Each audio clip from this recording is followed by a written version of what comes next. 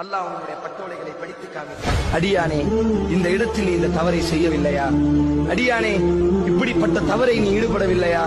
அடியானே, இப்படியெல்லாம் நீ தவறு செய்திருக்கிறாயே என்று அல்லாஹ் அந்த ஒவ்வொரு தவறையும் அவனுக்கு முன்னால் சுட்டி காமிப்பான். அடியான் அழுது கொண்டே சொல்வான், நாம் யா ரப்பி, எனது கருணையாளனே, என்னை படைத்த ரப்பே, நான் அந்த பாவம் செய்திருக்கிறேன் யா அல்லாஹ், நான் அந்த பாவம் செய்தேன் யா அல்லாஹ், நான் அந்த பாவம் செய்தேன் யா அல்லாஹ், நான் அந்த பாவம் செய்தேன் யா அல்லாஹ் என்ற அடியான் அழ ஆரம்பித்தவுடன் அல்லாஹ் ரப்புல் ஆலமீன் சொல்வான், நண்பு அடியானே, நீ கவலை அடைய வேண்டாம், உனது கால்கள் நடுங்க வேண்டாம். உலகத்தில் அந்த பாவத்தை நான் மறைத்து வைத்தேன், உலகத்தில் அந்த பாவத்தை நான் வெளிக்காட்டவில்லை. நீ எனக்காக வேண்டி வாழ்ந்தாய். நீ பாவம் செய்தாலும் என் பக்கம் நீ மீண்டு வந்தாய்.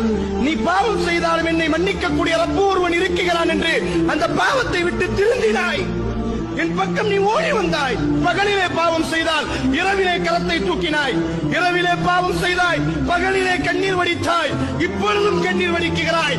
உலகத்திலும் நான் மறைத்தேன், இன்றைக்கும் நான் மறைக்கிறேன். நீ சொர்க்கம் நுழைந்து கொள். நீ அழ வேண்டாம், நீ கவலை அடைய வேண்டாம். உன்னை நான் துருவி துருவி விசாரிக்க மாட்டேன். உன்னை நான் மன்னித்து விட்டேன். இந்த பாவத்தை யாரிடத்திலும் நான் சொல்ல மாட்டேன். உனக்கும் எனக்கும் மட்டும் தான் தெரியும்.